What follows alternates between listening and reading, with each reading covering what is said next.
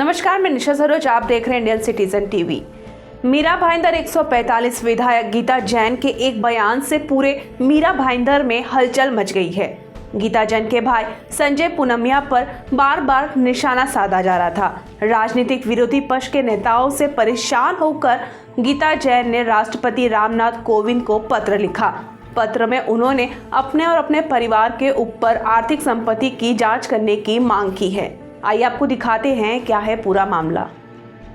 और मैंने कहा है कि अगर उसमें कोई भी उस जांच में हमारे ऊपर कोई आरोप सिद्ध हुए तो मैं राजनीति छोड़ दूंगी। इस बात से मैं कायम। जो करता नहीं है वो डरता क्यों? पगार जिस चीज का मिलेंगे तो काम तो उनको वही करना है।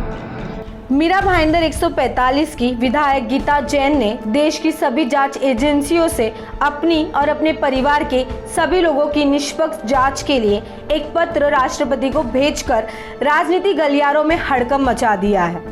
आपको बता दें कि गीता जैन 2019 में बीजेपी से अलग हो गई थी, जिसके बाद वो 145 विधानसभा सीट से निर्दलीय चुनाव लड़ी, जहां उनकी भारी मतों से जीत हासिल हुई। राज्य में सरकार बनने से असमंजस में उन्होंने एक बार फिर बीजेपी का दामन थामने की पहल की, लेकिन बात नहीं बनी।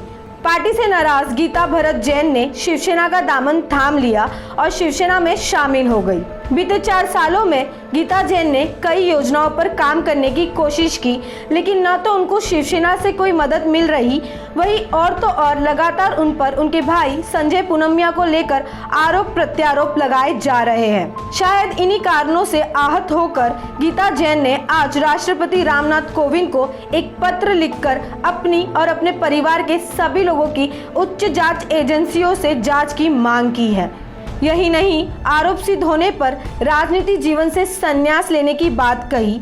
और मैंने कहा है कि अगर उसमें कोई भी उस जांच में हमारे ऊपर कोई आरोप सिद्ध हुए तो मैं राजनीति छोड़ दूंगी। इस बात से मैं कायम। साथ ही न्यायपालिका जो सजा देगी वो भी मंजूर होगा, ये तक कहा। गीता जैन ने हमसे बात करते हुए कहा कि अगर जांच में मैं निर्दोष या दोषी साबित होती हूँ तो उसका सार्वजनिक तौर पे जाहिर किया जाए, जिससे और भी राजनीतिक पार्टियों के नेतागणों को प्रेरणा मिलेगी, जनता को भी अपने प्रत्याशी पर भरोसा बढ़ेगा। आइए देखते हैं क्या कहना है विधायक गीता जैन का। राष्ट्रपति को पत्र देने का एक ही कारण था कि पिछले कुछ सालों से, बहुत सालों से हमारा परिवार यहाँ है और मेरे ससुर जी के समय से एक स्वच्छ राजनीति करने की परंपरा हमारे परिवार की है। उस समय उन्हें भी परेशानियों का सामना करना पड़ा, आज मुझे भी करना पड़ रहा है। इवन जो बिजनेस हमारे यहाँ से मेरे हस्बैंड कर रहे हैं कंस्ट्रक्शन का, उनमें भी विरोधकों का काफ़ी हमें कुछ ना कुछ हैरानगति रहती है।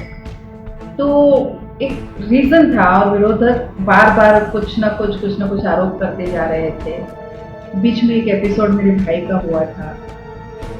मैंने बार बार ये कहा कि मेरे भाई का और मेरा हमारा कोई आर्थिक या बिजनेस का व्यवहार नहीं है और आज दिन तक उन पे ऐसे कोई आरोप सिद्ध भी नहीं हुए हैं।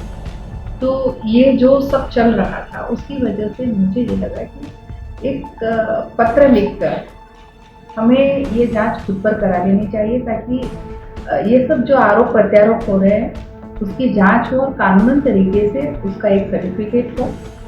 और मैंने कहा है कि अगर उसमें कोई भी उस जांच में हमारे ऊपर कोई आरोप सिद्ध हुए तो मैं राजनीति छोड़ दूंगी। इस बात से मैं कायम। दूसरा रीज़न था कि आप देखेंगे कि मैंने लिखा है कि ये सार्वजनिक करें।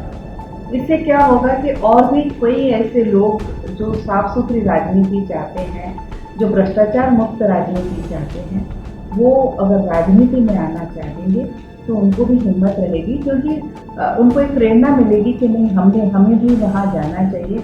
नहीं तो हमेशा से कहा जाता है कि राजनीति एक बहुत गंदा एक फील्ड है, या राजनीति अच्छा नहीं है, या लोगों के मन में राजनेताओं को लेके धारणा हो गई है कि जो भी राजनेता है वो भ्रष्टाचारी है।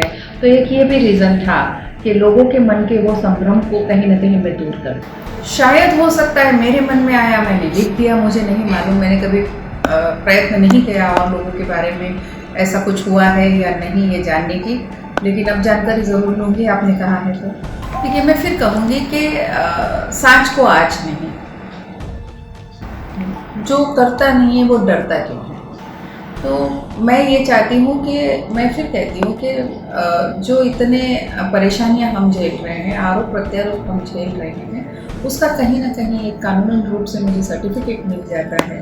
तो और मुझे नहीं लगता कि हमें इस बात से किसी तरह से कोई डर है, या जांच हो जाए तो भी हम we are ready for that. मैं विरोधक से नहीं डर रही हूँ, मैं लोगों में जो संभ्रम फैलाने का प्रयत्न कर रहा है, मैं ये नहीं चाहती कि लोग मुझे सिर्फ फीते काटने वाली नेता के रूप में जाने। मैं चाहती हूँ कि लोगों को ये मालूम हो कि ये भ्रष्टाचार मुक्त नेता है। मैं चाहती हूँ कि लोगों को ये मालूम हो कि मेरी ईमानदारी के तौर पे ही आज मीरा भाईंदर में इतिहास में पहली बार 950 करोड़ की जितनी निधि हमें मिली है, मेरी ईमानदारी का ये फल है अभी तक, क्योंकि अभी तक लाने वालों ने सिर्फ कर्ज लाए हैं। तो मैं ये चाहती हूँ कि लोगों तक ये बात पहुँचे, ताकि लोगों ने जिस विश्वास के साथ मुझे चुना है वो उस विश्वास को कहीं ठेस न लगी है, न मैं आगे लगने दूंगी। देखिए, विरोधक का कोई एक नाम नहीं होता। विरोधक जो अपने विचारों से विरोध में रहते हैं उनको हम विरोधक कहते हैं, वो कोई भी हो सकता है। मैंने कहा ना, विरोधक का काम नहीं, अच्छी बात को लेके भी ट्रोल करेंगे। आपने दोनों टाइप की कमेंट पढ़ी होगी, कुछ लोगों ने सराहा है, लेकिन कुछ पगारदार विरोधक हैं जो इसका विरोध ही करेंगे। तो वो एक्सपेक्टेड थिंग है कि पगार जिस चीज़ का मिलेंगे तो काम तो उनको वही करना है। तो सुना आपने गीता जैन ने इस पूरे मामले को क्या कहा है। उन्होंने यह तक कह दिया है कि अगर वो दोषी पाई जाती है तो वो राजनीति से अपना इस्तीफा दे देंगी। अब देखने वाली बात ये होगी रामनाथ कोविंद इस विषय पर क्या कार्रवाई करते हैं। अभी तक के लिए इतना ही। ऐसे तमाम खबरों को देखने के लिए बने रहे हमारे इंडियन सिटीजन टीवी के लिए। नमस्कार।